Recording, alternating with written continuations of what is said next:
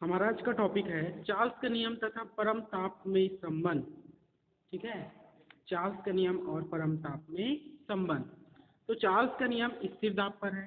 ठीक, स्थिर दाब पर किसी गैस की निश्चित मात्रा का आयतन उसके परम ताप के समानुपाती होता है, ये बोलता है चार्ल्स का नियम। चार्ल्स का नियम बोलता है स्थिर दाब पर किसी गैस की निश्चित मात्रा का आयतन उसके परम ताप के समानुपाती होता है, और यदि प्रत्येक 1 डिग्री सेल्सियस तापक्रम में वृद्धि करने पर यह अपने 0 डिग्री सेल्सियस वाले आयतन का 1/273वां अर्थात 0.0036वां भाग बढ़ता है। ठीक है, तो ये उसके दोनों में नियम में संबंध है।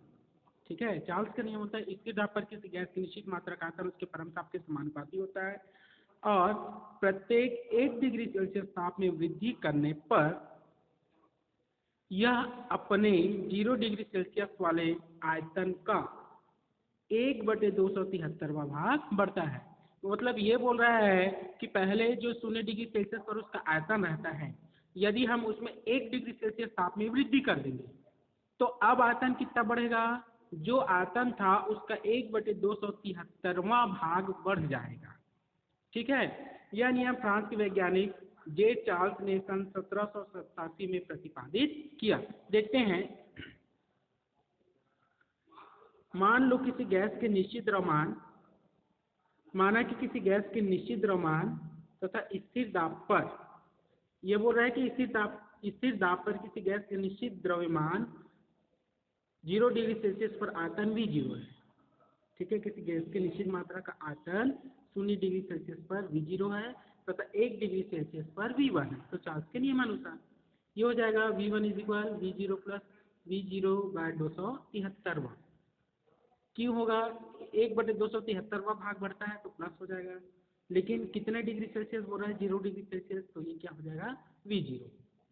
ठीक है, या जब 1 डिग्री सेल्सियस बढ़ाएंगे तो ये हो जाएगा V1 = V0 कॉमन निकला, V0 कॉमन निकल गया, यहाँ पर क्या बचा V + 1/273।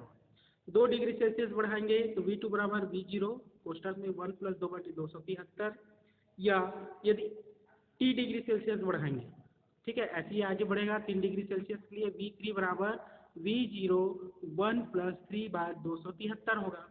अब यदि 3 डिग्री सेल्सियस आप में वृद्धि करते हैं तो VT बराबर हो जाएगा V0 1 + T/273।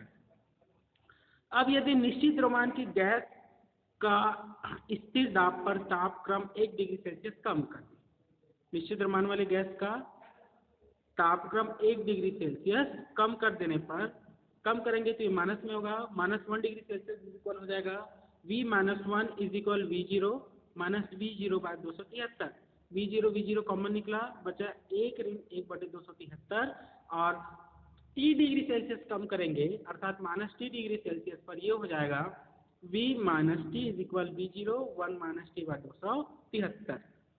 यदि तापक्रम ऋण 273 डिग्री सेल्सियस ताप पर कम हो तो ये हो जाएगा V - 273 = V0 1 - 273/273। तो 273 एकम 273, अब 1 में से 1 घटेगा तो क्या बचेगा 0, तो V - 273 = V0 × 0, तो ये हो जाएगा V - 273 = 0, अर्थात ये इस प्रकार से लिखाएगा V ऋण 273 बराबर हो जाएगा 0, अर्थात ऋण 273 डिग्री सेल्सियस पर गैस का आयतन क्या हो जाता है, 0 हो जाता है। ठीक है, आगे समझ में, यही चार्ल्स के नियम और परम ताप में संबंध है। ठीक, अर्थात ऋण 273 डिग्री सेल्सियस पर गैस का आयतन 0 हो जाता है।